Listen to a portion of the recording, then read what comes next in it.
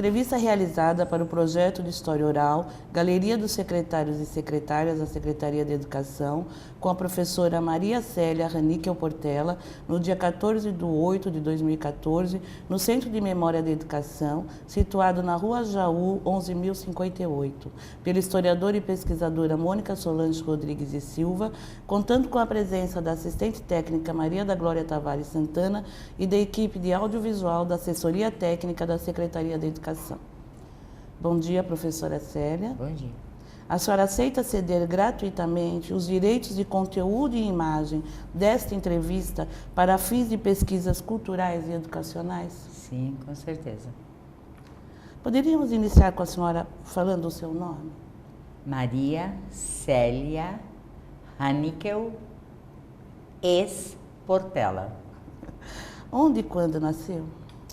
Nasci em Sorocaba, no estado de São Paulo, uma cidade do interior, que hoje é uma metrópole, no dia 23 de março de 1950. A senhora poderia falar um pouco sobre seus pais, a sua infância, adolescência? Então, até os 10 anos eu morei na cidade de Sorocaba. Então, a nossa antiga primeira a quarta série foi feito lá, no Instituto Mateus Mailaschi. Era uma escola maravilhosa que pertencia à Ferrovia Sorocabana, porque meu pai era ferroviário, ele era mestre-geral das oficinas de Sorocaba.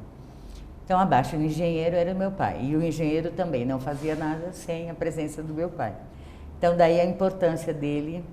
E eu fui estudar na escola de ferroviário, porque só quem era filho de ferroviário que podia.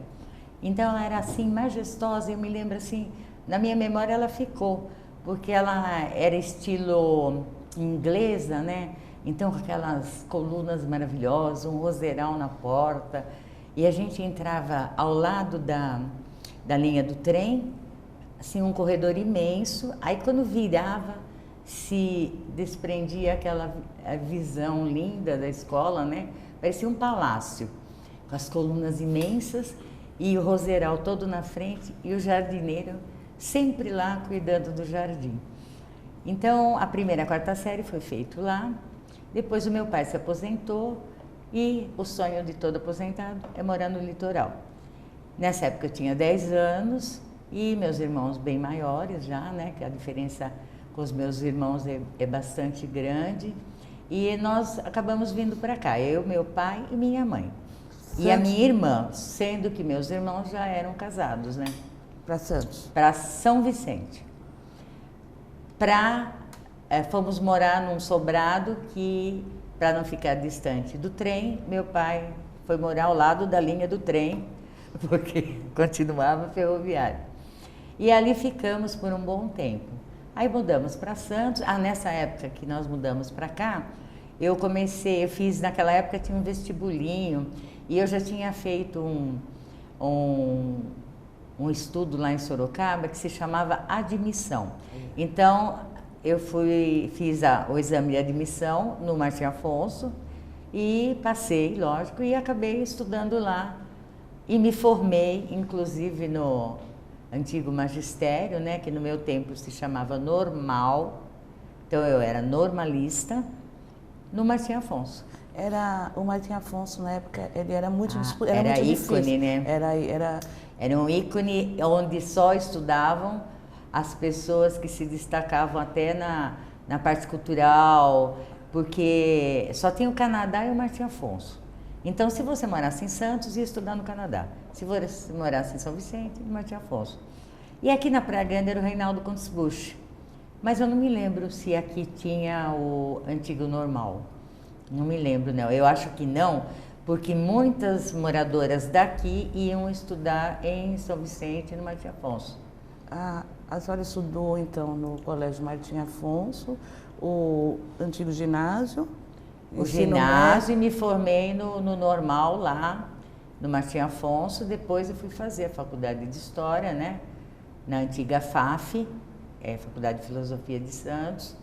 Depois fui fazer no Guarujá, na Dom Domênico, Estudos Sociais, e completei com Pedagogia. Porque na época, quando eu comecei a ser não era diretora, era dirigente, né, de escola, e já tinha o início. Eu me lembro que a secretária era a doutora Iara Magalhães, e ela solicitou que as dirigentes, porque eram só em 4, tão poucas, e que a gente fosse fazer pedagogia, porque a Brasília já havia levantado a hipótese de que todo diretor tinha que ter pedagogia. Então, em seguida, lógico que todas nós, na época era a Clélia, me lembro o nome dela, que era do tio Batista. Vera? Não, antes da Vera, aquela que era forte. Não lembro o nome dela. Então, era a Clélia, era no Matilde. Eu era aqui no República, que antigamente se chamava EMEF do Jardim Guilhermina. EMEF não. Educação Compensatória. EMEC. EMEIC, porque era infantil e educação compensatória. Do Jardim Guilhermina, e depois com a doutora Iara, que se passou a se chamar República de Portugal, porque o cônsul de Portugal era amigo dela.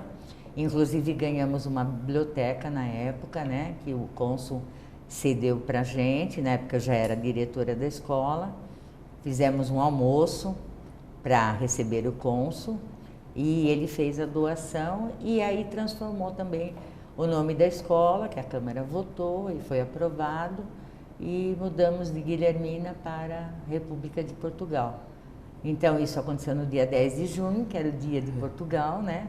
E a gente acabou se tornando assim uma escola, talvez até que se destacou dentro da cidade de Praia Grande, porque não haviam muitas, né? Então as que mais se destacavam era o República, o Tupiri. As outras eram tão distantes, era Solemar, Vila Caiçara. Do lado de lá tinha o Sítio do Campo, né, que era a Dorivaldo, a creche. E aqui no Matilde era EMEC do Jardim Matilde. Então não haviam muitas escolas. E acabamos assim se tornando muito amigas, as 4 dirigentes, porque as menores, elas não eram dirigentes, só as maiores, né? E nessa época, o Dr. Wilson Guedes nos chamou e nos deu até o título de dirigente de escola, com um agrado na época. Esse agrado era em forma de aumentar o nosso salário, né? Não era muito não, mas era um conforto. Então a gente se destacava, ganhava como professora e ganhava um pouquinho a mais como dirigente de escola. Professora Célia, então, a senhora pode voltar um pouco, né, e falar assim, como foi seu início na carreira de magistério? E quais as escolas que atuou como professora? Então, eu tinha uma amiga chamada, que também é aqui da prefeitura, já se aposentou, a Maria Ângela Garrido Pérez, que também depois passou, quando eu fui secretária, ela era minha diretora do ensino noturno, né, do EJA. Esta palavra aconteceu quando a gente estava lá, porque a Ângela, além de trabalhar comigo, também trabalhava na diretoria da Divisão Regional de Ensino em Santos. E ela é que transmitia para mim o que o Estado ou Brasília mandasse para que os municípios também acatassem, né? Então a Ângela era a minha ponte. E quando ela veio com a palavra EJA, que eu nem sabia, para que a gente pudesse transformar o ensino noturno, né, em EJA, e que continua até hoje. Então, nós fizemos um trabalho essa época, eu pedi até para uma supervisora de ensino que tinha que mudar toda a legislação, e ela ia me cobrar muito caro para fazer essa mudança da legislação. E só o pessoal do Estado que sabia mexer com isso. Mas como eu também era professora do Estado, né? Então eu falei para a professora Cleide, que também é daqui da rede, né? Cleide, se ela pode, nós também podemos. Conclusão, sentamos na mesa, e fizemos o projeto, mandamos para a diretoria de ensino, a diretoria mandou para São Paulo e foi aprovado o EJA de Praia Grande. E eu devo isso à professora Maria Ângela. E foi com ela que a senhora iniciou? Então, aí Maria Ângela, no início, me chamou para que a gente viesse conhecer a Prefeitura de Praia Grande, porque estavam precisando de professores. Nós tínhamos acabado de se formar. Que época é? Em 1969 eu me formei. Então, isso foi em 70. Aí, em 70, ela falou, vamos até lá, que estão precisando de gente, emancipou há pouco tempo, e está tudo novo, são poucos professores, e eu vim com ela. Aí fizemos a inscrição e começamos a marcar ponto. Só que marquei ponto acho que uns 2 ou 3 dias, porque era a minha diretora de educação na época, era a dona Denise, depois passou a ser a dona Mércia, né? A da Lacqua, e a gente começou já a pegar aula, porque eram tão poucos professores que a gente já ia substituir as salas de aula. E marcar ponto era esperar? O marcar ponto era na prefeitura antiga, que hoje não sei nem que escola é, mas era o Max da Galize, né? FATEC hoje. FATEC, então. A gente marcava ponto lá e se houvesse a necessidade de substituir, sempre tinha um carro para nos levar. Então, ou era Vila Caiçara, ou era Solemar, ou aqui no Tude, no Guilhermina, Matilde, onde tivesse falta de professor, que foi comunicado, o substituto ia. Era assim meio complicado, porque na época as ruas não são como são hoje, então não era nada asfaltado, aí o carro atolava, a gente descia, ajudava a empurrar o jipe e acabava chegando toda suja na escola. Mas como não éramos jovens, era tudo bonito, né? Então a gente gostava até dessas brincadeiras. E com isso iniciei em 70, marcando ponto, depois logo em seguida uma professora ficou de licença e eu já assumi a sala dela aqui no Guilhermina, onde depois fui ser a diretora, né? E em 71 foi instituído o concurso para professores e a gente se inscreveu e eu passei no primeiro concurso que teve, que houve 2, e nesse primeiro concurso a gente teve que escolher o lugar e o mais próximo com a minha classificação era onde hoje é a Escola Gago Coutinho, era o Bopeva. Então eu escolhi lá e me efetivei lá, só que no noturno. Antes disso, eu além de marcar o ponto, eu também peguei uma sala, uma substituição em Solemar. E lá o seu Luiz Negrão era já o secretário de Educação. Aí seu Luiz Negrão foi assim, meu padrinho praticamente, porque para pegar uma sala de aula, você tinha que ter um pouco de experiência, né? Principalmente com adulto. E eu não tinha mais com criança. E nessa época ele me orientou muito bem, me levou até lá, fez questão e me apresentou aos alunos e eu fiquei com a sala de aula até sair o concurso. Então, eu comecei mesmo em Solemar, para depois vir para o Bopeva. Na época, porque o Bopeva é uma escola estadual que cedia as classes... As salas do noturno era para gente, na época Mobral, depois passou para ensino noturno e depois o EJA.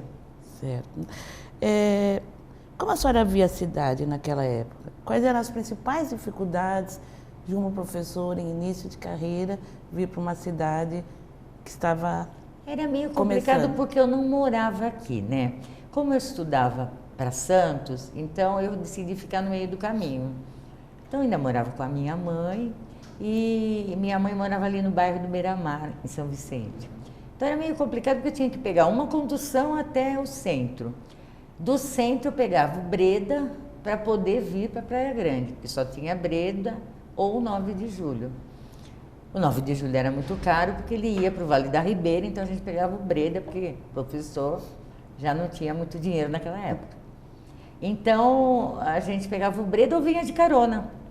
Sempre tinha ou um carro da prefeitura ou uma ambulância. Quantas vezes de caminhão para vir no Bopeva ou ir para Solemar. Eu lembro que uma vez a gente pegou a Ângela desceu aqui na prefeitura e eu continuei com o rapaz da ambulância, que ele ia para Mongaguá. E ele falou assim, se preparem, porque quando chegar na Vila Mirim, só tinha pista, né? Não existia Kennedy, existia, mas não era asfaltado. Então, onde se andava de carro era só na pista. E ele falou, se prepare, quando chegar na Vila Mirim, eu vou tirar o pé do acelerador. Eu falei, ai, por quê? Professora, porque a ambulância está sem freio. Então, a gente passou assim, e tinha que fazer a curva do S, né? Não como tem a ponte hoje. A gente passava por baixo. Passava a linha do trem, o trem passava constantemente, tinha trem de passageiro, trem de carga. Então, ali você já passa rezando, né? Aí diminuía, ele passava bem devagarzinho, aí continuava. Então, a gente passou assim vários momentos críticos.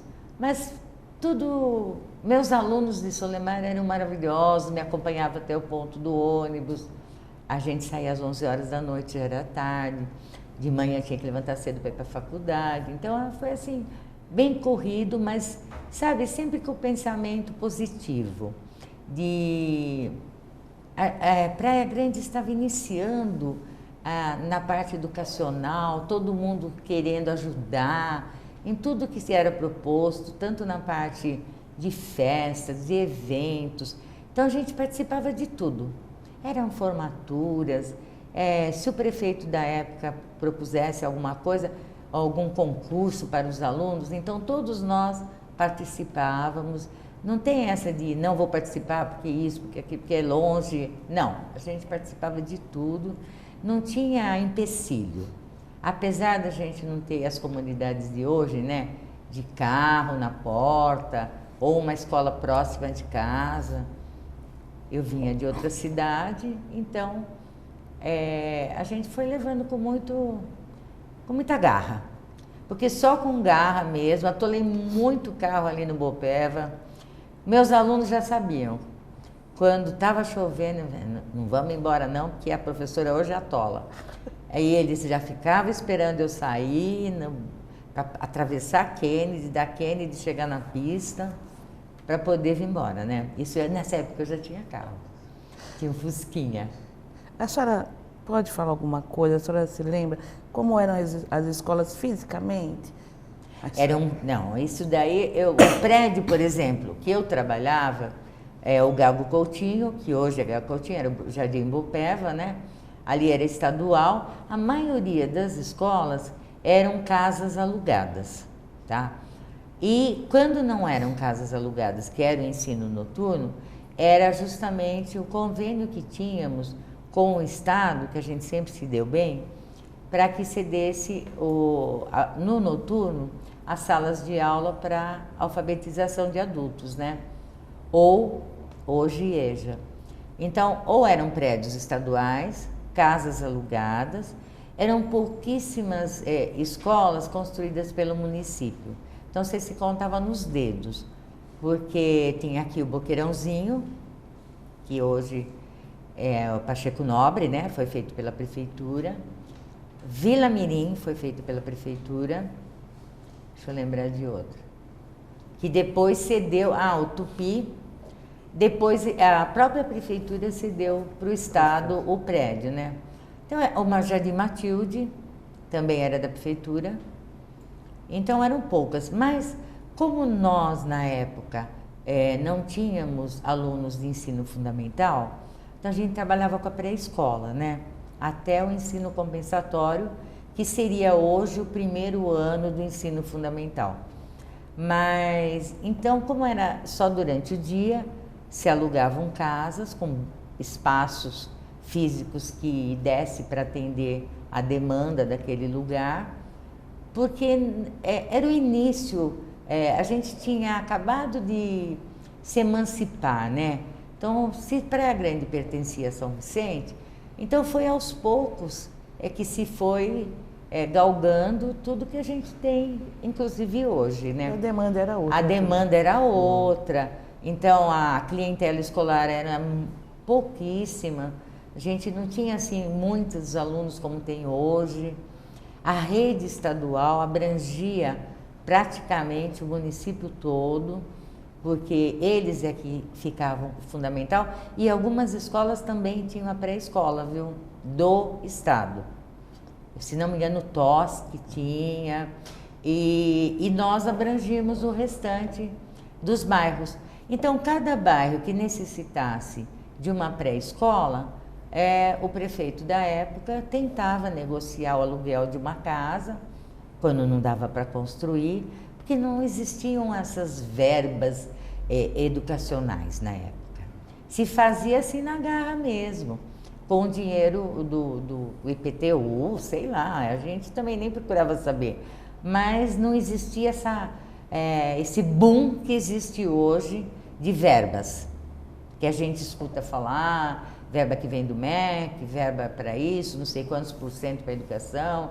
Não, nada disso existia. Ou se existia, também não era divulgado. Então, a gente ficava à margem do que era feito pelos alcaides da época, né? Porque a gente não procurava saber também. A nossa intenção era entrar para a escola, trabalhar, dar o seu melhor, certo? E o resto era com o prefeito mesmo, ou com a primeira-dama, a parte social, e a gente só estava ali para ajudar. Professora Célia, o ensino noturno, a educação de adultos era muito forte, né? Era muito. A senhora pode falar um pouco como era essa estrutura? Era uma garra. Pedagogicamente também? Isso, a gente tinha, né, um plano de trabalho que era feito aqui na Secretaria de Educação, na época de diretoria, não era secretaria ainda, e a gente obedecia ao planejamento que nos era dado, né? Só que as classes eram superlotadas. Existia, assim, uma vontade muito grande dos trabalhadores da época de se informar. Então, por exemplo, quando eu comecei em Solemar, a minha sala era de 40 alunos. E todos iam, assim, não eram de faltar, não. Eles iam diariamente. De adultos, 40 E quando só faltava, porque ou a esposa ia ganhar nenê, ou a própria aluna ia ganhar nenê. Então, passamos muito por isso. E eles eram bons alunos. Eu tive bons alunos também no Bopeva. Inclusive, a gente era assim tão amiga do aluno que, na época, um aluno nosso, Djalma, ele teve uma hepatite, daquelas mortal mesmo, e ficou internado. E nós éramos eu, de professora, a professora Margarida e a Vera, a esposa do Cláudio Figo, a Vera Figo, que depois foi ser diretora aqui do lado do Max, ali no... O Nascimento, Manuel Nascimento? Não, ela foi também do Nascimento. Não, do Noturno, que tinha de quinta ou oitava. Como chama ali, Fernanda, que o Silvio era de lá? Supletivo. Supletivo. Tá, a Vera Figa foi uma das primeiras diretoras lá, depois é que Isabel Figueroa foi, né? Aí, nessa época do Djalma, a gente foi até a Santa Casa visitar, porque ele estava entre a vida e a morte, a gente deu uma injeção de ânimo nele, ele ficou bom, isso fica na memória porque ele ficou bom, voltou à sala de aula, a gente conhecia os filhos dele, a esposa, íamos visitá-lo em casa. Existia essa união, né, entre o aluno e o professor. As relações eram muito próximas. mais próximas, chegadas mesmo. E não existia diferença porque era professor, porque era aluno. Era de amizade mesmo. E ele me ficou na memória porque ele se salvou dessa hepatite horrível e após, assim, uns 3 meses que ele retornou à sala de aula, teve um acidente aí na pista, ali na curva do S, e ele acabou falecendo. Então era destino dele mesmo, não ficar entre nós. Jovem ainda, mas assim, fica gravado na memória. Perdia-se muito aluno na pista, né? Ah, demais. A gente mesmo, se furasse um pneu, tinha que vir na lata até chegar esse posto aqui perto do hoje shopping, né? para não parar na pista, que tinha tudo escuro, não tinha iluminação, então era realmente complicado. A senhora também ocupou cargos na rede estadual de ensino. A senhora iniciou primeiro... Primeiro na prefeitura, né? Em 70, na substituição, 71 já com classe, e em 72, com classe em 71, lá em Solemar. Em 72, já após o concurso, eu fui para o Bopeva. Do Bopeva, eu vim para o Jardim Caraí, que é o reverendo Augusto Paes de Ávila, sempre à noite. E em 80, eu vim aqui para o Boqueirão, para chegar mais próximo. Mas, concomitantemente, na rede estadual eu comecei em 72. 72 também comecei a marcar ponto, porque se eu dava aula aqui no município de dia, por que não, à noite, por que não trabalhar no estado no período da tarde? Então, no Jardim Caraí, foi lá o meu início, como professor 1, depois como professor 2, quando já tinha faculdade, professora de História, de Geografia, Educação Moral, fui professora do Centro Cívico, muitos anos. Eu tinha 18 aulas só de Centro Cívico. Acho que fiquei uns 5 anos no Centro Cívico. Foi uma jornada... Seria Educação assim, Moral e Cívica. Isso. Que a Educação Moral e Cívica era só na 6ª série. E o SPB, que é a Organização Social Política Brasileira, era só na 8ª série. E a gente tinha, na época da ditadura, a gente tinha que fazer esses centros cívicos e seguir a linha que o governo pedisse, né? Então a gente tinha que dar as aulas de organização social e de educação moral e ter esse centro cívico que norteava tudo que a escola fizesse. Então, desde cantar o hino nacional diariamente, saber todos os hinos, a gente sabia até o hino da aviadora, a gente sabia, porque ficávamos em frente ao campo da aviação. Então, essa parte de cultural, desfile cívico, torneios, a parte esportiva, o coordenador do centro cívico ele tinha que participar de todos os eventos, né, na rede estadual. Então, a gente era muito requisitada e os alunos gostavam. Então, que envolvia tudo, né? Desde a parte cultural, a parte esportiva, e a gente participava de todos os eventos que tivesse, não só na cidade, como fora da cidade também. Professora Célia, quais os cargos que a senhora ocupou na rede pública municipal? E como recebeu o convite para ser secretária de Educação do município, cargo que ocupou de 1990 a 92? Sua trajetória. A gente vai passando assim por muitas fases, né? E o fato de eu ser trabalhadora do Estado, com cargo de professor 1, depois professor 2, que hoje, na época era PEB 3, e fazendo pedagogia eu fui ser assistente da diretora no Estado, e também já era dirigente aqui no República. Então, essa conexão, né, Estado e Prefeitura sempre houve, principalmente nessa época, porque nós dependíamos muito do Estado, né? E aí eu comecei a trazer ideias já estadual para o município. Uma delas foi o construtivismo, né?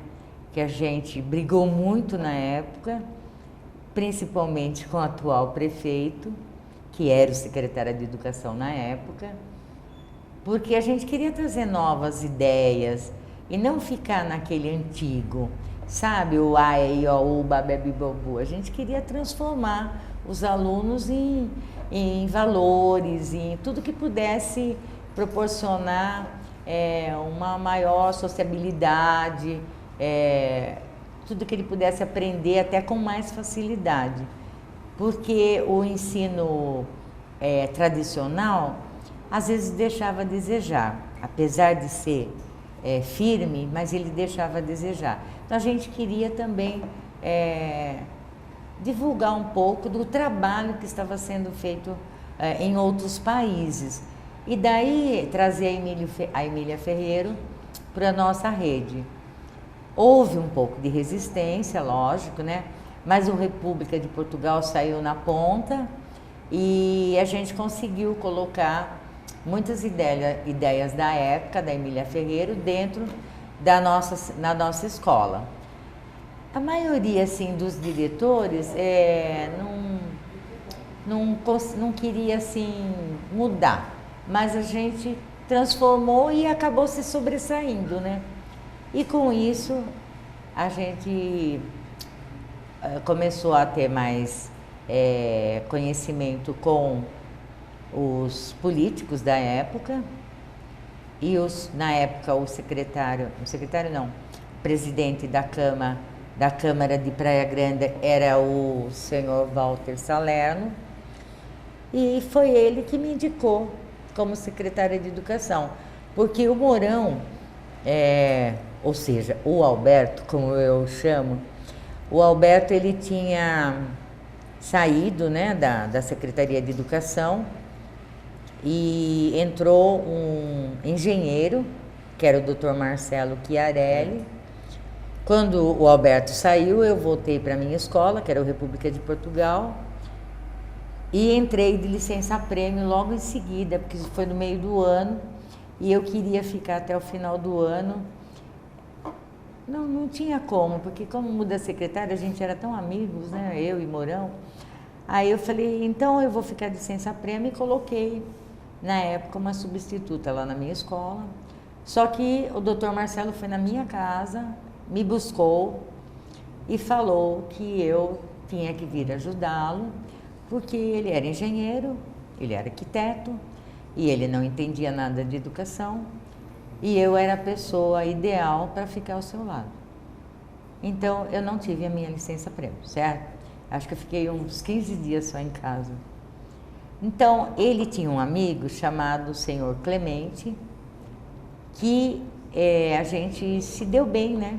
Porque, além de eu auxiliar o Dr. Marcelo, quase que por imposição, porque na época, se ele é seu chefe, hoje em dia a gente pensa assim, sempre pensei, quem está acima de você, você tem que obedecer a uma hierarquia. Então, isso desde criança. Então, meus pais me ensinaram a ter obediência, a respeito pela pessoa que está no comando. E na época era o Dr. Marcelo, o prefeito era o senhor Dorivaldo, doutora Laide, então eu tinha que obedecer o que ele pedia. Assim, meio a contragosto, porque eu era muito amiga do Alberto. E ele não gostou muito que eu fui para lá, não, porque acho que ele pensou que foi uma traição. Não é que foi uma traição, a gente foi quase que imposta, porque você é um professor efetivo da rede e ele te dá uma ordem, você tem que obedecer. Então eu saí da minha licença-prêmio, vim ajudá-lo, fazia o que podia, né? Eles não entendiam realmente nada da parte educacional, nem o Marcelo e nem a equipe. Esse senhor Clemente que muito me auxiliou, mesmo depois quando eu fui ser secretária.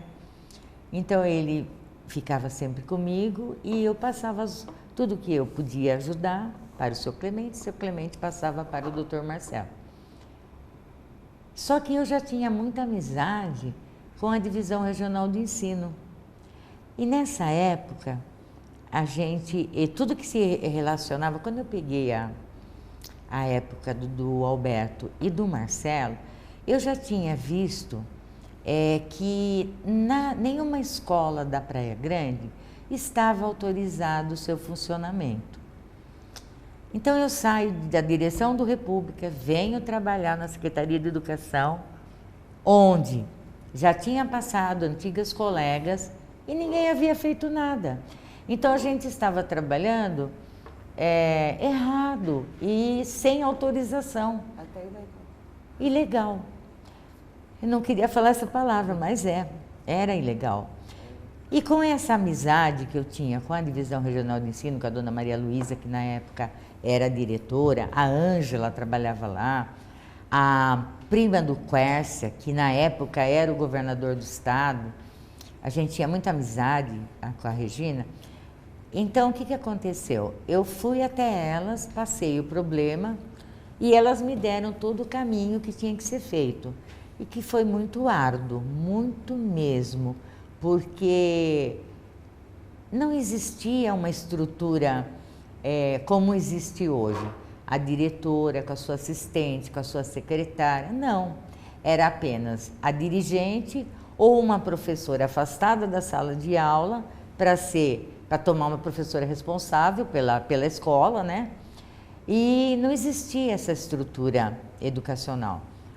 Então, nós tivemos que formar. Então, foi meio complicado, porque eles não podiam, talvez por verba, nomear uma diretora, porque lógico que iria ganhar mais, uma assistente, tirar uma professora ou colocar uma funcionária como secretária da escola. Então, já nessa época nós já tínhamos 20 e poucas escolas, hoje eu nem sei quantas tem, mas deve ter muitas. Mas, e precisava da autorização, porque a divisão regional já estava começando a pegar no pé que a gente estava realmente legal. E a diretoria de ensino de São Vicente também. Bom, gente, eu fiz um trabalho, eu acho que foi por ter amizade, ter, assim, muita convivência com as colegas, porque foi meio complicado, que para ser secretária tinha que ter o ensino médio, para ser secretária de escola, na época, né? Agora nem sei como funciona, mas na época era assim. Então, veja bem, tinha a diretora não tinha assistente, mas tinha uma colega, uma professora afastada da sala, que correspondia a uma assistente, mas não tinha secretária. Então, só as escolas maiores é que se mandavam assistente administrativa, alguma coisa assim. Mas as escolas menores, não. Então, eu tive que negociar, fazer uma reunião, isso sem ser secretária, hein? Eu era só ajudante. Depois do Alberto, eu fui ser ajudante do Marcelo. E a gente fez uma reunião até no antigo Boqueirãozinho. E eu reuni essas professoras que se intitulavam assistente, mas não eram, né? Porque não existia nada de nomeação. E elas não queriam ser taxadas como secretária para que a gente pudesse pedir autorização. Então, como sou professora, você agora ser secretária? Estou abaixando o nível? Então, a dona Célia Portela teve que ir lá conversar com elas, explicar o porquê, porque até então os antigos secretários até tentaram, mas ninguém abria a mão, né? E expliquei para elas que era apenas no papel, mas que elas continuavam a ser professoras do mesmo jeito, e para que a gente pudesse pedir essa autorização para o funcionamento, que ficasse tudo legalizado. Olha, gente, depois dessa reunião eu tenho que tirar o chapéu. A gente conseguiu com que todas as 20 e poucas assinassem, que eram secretárias, que na realidade não eram professoras, P1, né? E nós conseguimos a autorização. Eu, o doutor Marcelo, ficou assim, nossa, ficou, porque nunca ninguém tinha conseguido. Desde a época da Mércia, que era secretária diretora de educação, que estavam se tentando, mas não se conseguia. Talvez pelo fato de não ter essa estrutura, né? E o doutor Marcelo, não a dona Célia, certo? O doutor Marcelo é que conseguiu. Então, ele levou todas as glórias para ele, porque ele era o chefe. E conseguimos, naquele ano de 90, a autorização de todas as escolas. Só que houve uma eleição em 90. Eu não lembro se foi para governador, presidente, alguma coisa assim. E o Marcelo, talvez até querendo agradar o candidato, né? Ele fez algo que não devia fazer, o prefeito não gostou, então pediu para que ele se retirasse de secretário, voltasse ao cargo de arquiteto, que ele trabalhava na Prodep. É Prodep? E aí, como ele voltou, o cargo vagou, o Walter Salerno, que já era um antigo amigo, né, até da minha família, e ele foi falar com o seu Dorivaldo, com a doutora Elaide, E olha, a pessoa mais correta, no momento, para acalmar, porque já estava com problema com a diretoria de ensino estadual, o governo Quércia, e entrar o Fleury na época. Então eles pediram para que, já que eu era uma ponte, estado e prefeitura, né, para que a gente colocasse a professora Célia, que era a diretora do República de Portugal. E graças a Deus o meu nome foi aceito. Foi um susto, porque talvez ele tenha saído assim num dia, a gente nem ficou sabendo que ele tinha saído. E dali 2, 3 dias eu já entrei. Primeiro ele me convidou, eu falei que ia pensar, porque eu sabia que tinha muita responsabilidade e que eu teria que me afastar do Estado.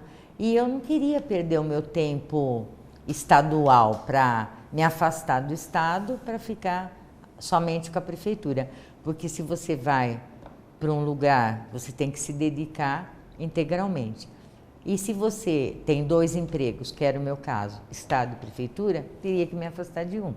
Então, para afastar do Estado, aí o seu Dorivaldo me pediu, então, direitinho as vias de fato. Na época tinha o Estatuto do Magistério, como tem até hoje, a 444/85, e essa lei, ela dizia que um professor, apenas um, do município, podia se afastar perante o Estado para representar qualquer função que fosse, sem perda dos seus direitos do Estado, né? Então, foi aí que eu entrei na Lei 444/85 e eu me afastei nesses 2 anos e meio que eu fiquei, justamente para não perder meus direitos. Mas depois, ao requerer a aposentadoria do Estado, que da Prefeitura não houve problema nenhum, mas do Estado, que foi posterior ao da Prefeitura, eu tive que pagar em tempo de serviço, lógico, né? Então, o tempo que eu fiquei afastada, porque como foi quase concomitante a época de Estado e Prefeitura, a minha intenção era aposentar praticamente junto dos dois, mas não deu, eu tive que pagar quase 3 anos no Estado a mais. Então, em 1995, me aposentei da Prefeitura de Praia Grande e em 1998 me aposentei da Rede Estadual de Ensino. Professora Célia, quando a senhora ingressa, né, como secretária de Educação, os professores eles se sentem representados, porque a senhora era uma professora, uma profissional de carreira que estava assumindo num momento meio que conturbado, né? A senhora sentiu isso? Olha, não sei se porque a gente já trabalhava juntos, né? Juntas, a maioria eram mulheres, até os homens, todos eu não tive problema não. E como o doutor Marcelo, ele não era da área, nem o Alberto também era, então quando colocaram uma pedagoga na Secretaria de Educação, eu acho que todos gostaram, né? Não sei, porque eu não sei os comentários da época, mas eu não tive rejeição, não. Houve, assim, uma representatividade. Isso. Os professores então, e na época a gente também já começou a pensar em estatuto, porque quando você tem, assim, né, umas normas a serem obedecidas, como era a rede estadual, então você quer também impor no município. Então, tudo isso, essas ideias começaram a surgir já na época que eu entrei. Como você viu na minha história ali, a gente vai ter muitas coisas para ser feita, né? E foram feitas. Aquela ali conta aquela pasta conta as memórias que eu tive desde o dia que eu entrei até o último dia. Então, essa pasta conta a minha trajetória, tudo que foi feito e sempre, gente, pensando no bem do município, porque para mim Praia Grande era a minha casa, né? Então aqui eu dei meu sangue desde 1970 até 1995. Então são 25 anos de um trajeto assim que a gente galgou, até depois que retornei ainda para a sala de aula após o Alberto ter entrado como prefeito em 93, né, que ele entrou, eu saí em 92, e voltei para a sala de aula, ainda fiquei algum tempo, e me propuseram para me candidatar a vereadora, mas, como ele chama, Fer, da Denise, o pai da Denise? Aqui é a revisora? O sobrenome dela? Goldstein. O Arnaldo, quando eu voltei para a sala de aula, como ele já me conhecia, ele era o presidente ou era um dos cargos importantes lá do PSDB. E eu era quando a gente é secretário, a gente tem que se filiar a algum partido, né? E eu era do partido do Dozinho, que era o meu prefeito. Então, quando o Arnaldo entrou, quando eu voltei para a sala de aula, o filho do Arnaldo era meu aluno. E quando ele soube que era a dona Célia que estava lá sendo a professora dele, então ele foi pedir para que eu fosse para o partido dele, porque eu era um nome assim conhecido na cidade. E eu acabei saindo do partido do seu Dorivaldo e indo para o PSDB, onde estou até hoje. Daí terem me convidado para que eu fosse candidata a vereadora, mas eu declinei porque eu tinha também o Estado, e já era a diretora do Estado na época, não tinha como já ficar como política, né? Eu acho que você, quando entra na educação, entra no sangue da gente e ali você vai até o final. Uma das ações, professora Célia, também marcante do período que a senhora foi secretária, foi a questão do concurso público. Porque até então tinha havido um bem anterior, né? E depois teve esse, em que todos os professores, a maioria era pela CLT, e aí teve o concurso público. Então, em 71 foi feito esse concurso, aí algumas que não passaram, reivindicaram, em 72 teve outro, e estagnou. Então, todo mundo que era contratado era pela CLT. Então, os efetivos na época era só quem tinha passado nesse concurso, que eram poucas, né? Aí, quando eu entrei, logicamente, fui falar com a doutora Laide, com o seu Dorivaldo, para que a gente realmente fizesse um concurso, para que deixasse, e já tinha vindo ordens de Brasília, de São Paulo, para que se regularizasse a situação, porque não poderia ter mais contratos, e sim concursos, como é até hoje, né? Ou se faz, é um contrato temporário, mas na época a CLT era indefinido já. Tanto que teve, sim, depois várias pessoas com processos, né? Que já estava há muitos anos nesse processo do CLT. Aí fizemos o concurso, tanto de PEB 1 como de PEB 2. Para o supletivo, eram poucas vagas, mas tinha que fazer.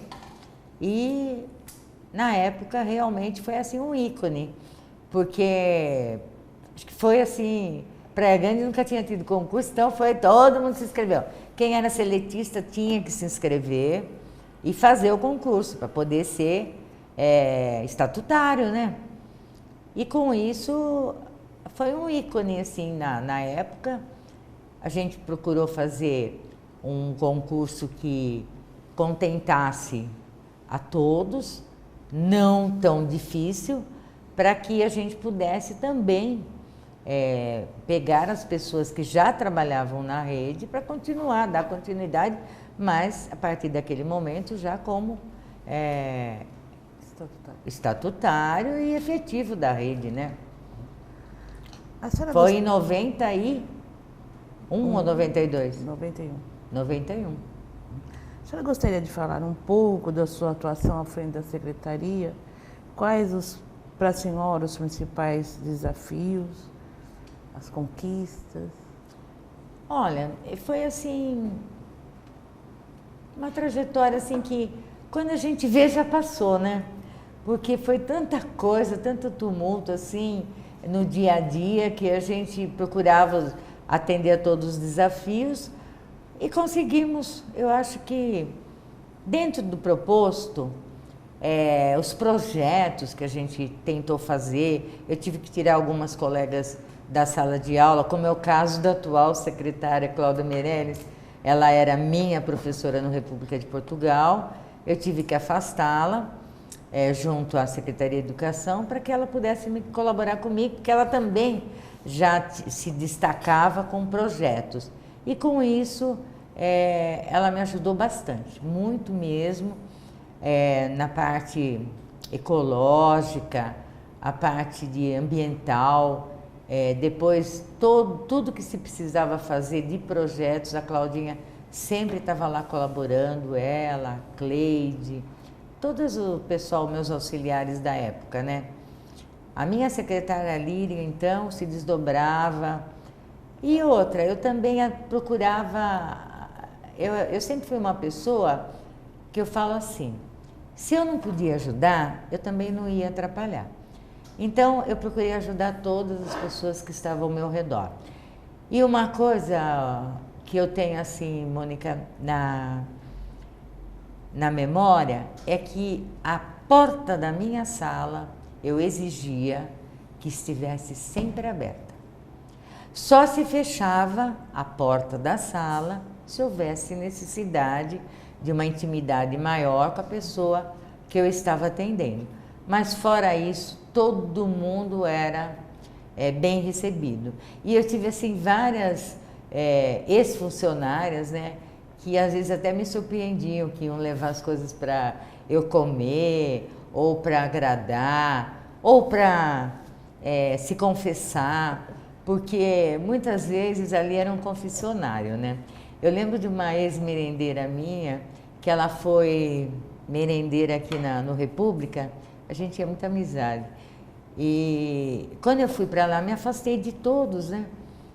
E aí anunciaram que a senhorinha queria falar comigo. Eu falei, pode entrar. Eu estava lá fazendo minhas coisas. Aí ela entrou e falou assim, eu não vou tomar seu tempo, eu só vim aqui, aquilo me chocou. Eu só vim aqui mostrar para a senhora como eu estou, porque ela tinha sido operada. Gente, ela levantou a blusa e mostrou o seio que ela tinha tirado. Aquilo me chocou profundamente, até me emociono, mas ela falou, eu não mostrei isso para ninguém, mas para a senhora eu vou mostrar. Então, para ela era difícil. Para mim, olhar aquilo foi chocante.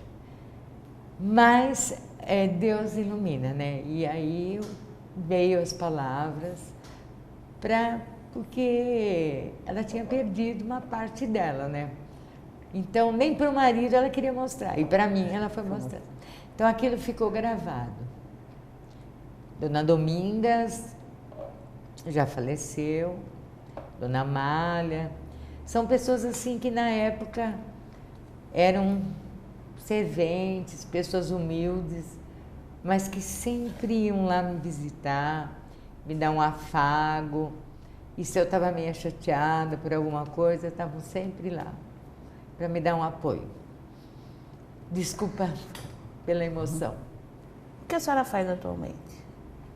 Bom, atualmente, logo após aposentar do Estado, em 98, no ano de 2000, eu fui convidada para ser diretora de uma escola e de uma creche lá em São Vicente, que pertencia a uma loja maçônica, que é a Príncipe do Líbano, e por 6 meses, porque eles tinham tido um problema lá, a diretora tinha saído, e que a escola era particular, e que eu iria ficar mais ou menos de maio até o final do ano, mais pelo social do que pelo salário, né? Porque eles não tinham condições até de pagamento. E como eu não estava aposentada, meus filhos já crescidos, preciso falar dos meus filhos, que às vezes a gente deixou eles muito de lado pela profissão, né? Mas graças a Deus eu tive 2 filhos maravilhosos que sempre colaboraram, as meninas que trabalharam comigo lá em casa, como minhas secretárias do lar, né? Sempre tomaram conta deles e minha família. E com isso eu consegui fazer a trajetória profissional que eu fiz e faço até hoje, né? E eles acabaram crescendo, estudando, se formando, e eu só tenho a agradecer primeiramente a Deus e a todos os meus colaboradores. Bom, aí eu fui para essa escola, no momento não queria ir porque é um lugar muito feio, eu já tinha passado por muita coisa na vida, é uma favela, e essa loja maçônica foi erguida na favela justamente para fazer o social. Então, gente, é o que eu estava comentando. Lá em cima, o grande arquiteto do universo, como eles falam, ele traça a trajetória da sua vida e você vai se encaixando. Então, quando eu cheguei lá, eu falei que eu não ia ficar, porque era um lugar muito feio, com uma favela, um canal na porta, que, sabe, eu acho... Aí eles falaram, dona Célia, mas a senhora entra, fecha o portão. Eles me levaram à noite já para não ver o que existia durante o dia, né? A senhora fecha o portão que a senhora vai ver como a senhora se sente bem. E realmente, eu entrei, eles fecharam o portão e eu me senti em casa. Naquele lugar. Aí eu falei, olha, eu vou ajudar vocês, não tem problema não, e então até o final do ano eu fico. Isso foi no ano de 2000, em maio de 2000, nós estamos em agosto de 2014 e eu continuo ainda lá. Para ficar 6 meses, já estou há mais de 14 anos. E na época era uma escola particular, eu continuei dando atenção a essa parte política, fui atrás de amigos, atrás do prefeito Márcio França, de São Vicente, e consegui com que a escola fosse, nós tínhamos uma média de 500 alunos, que era ensino fundamental, infantil e também especiais, né, na época. Só que eram de adultos. Então, tinha uma sala de manhã e uma sala à tarde. O complexo ali, que é uma ONG, né, foi construída por eles, mas se chama Grupo da Prece, Assistência e Promoção Social. Ali começou com um centro espírita, que fica lá na Vila Valença, e que na época eles ajudavam esse pessoal, que foi na construção da Imigrantes, na primeira faixa da Imigrantes, primeira rodovia, que é a que a gente sobe, né? Muitos trabalhadores se fixaram ali, na Náutica, no Pompeba, e justamente essas pessoas é que formaram essa favela, porque seus parentes, né, seus familiares moravam lá no Nordeste ou no Norte. Então eles, para poder ficar aqui na Baixada Santista, foram se fixando e invadiram, logicamente, uma parte que na época a gente não deu muita atenção, que hoje se dá até mais, né? Mas foi aí que começou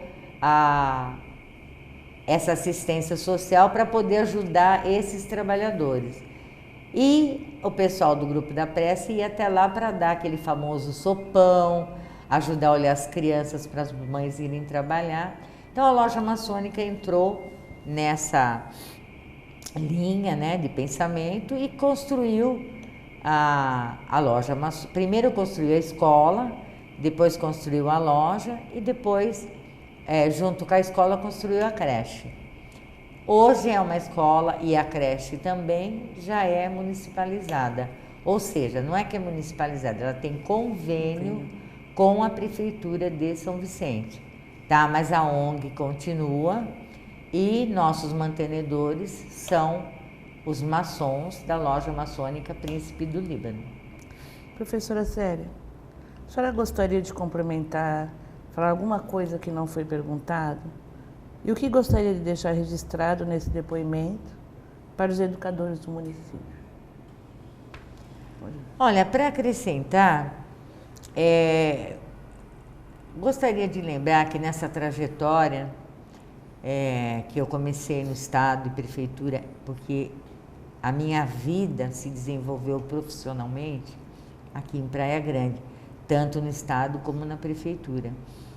Então, eu tive assim, lá no Reverendo, que era o antigo Jardim Icaraí, muitas alunas que hoje ainda estão na rede, ou são diretoras, ou são professoras, ou são supervisoras.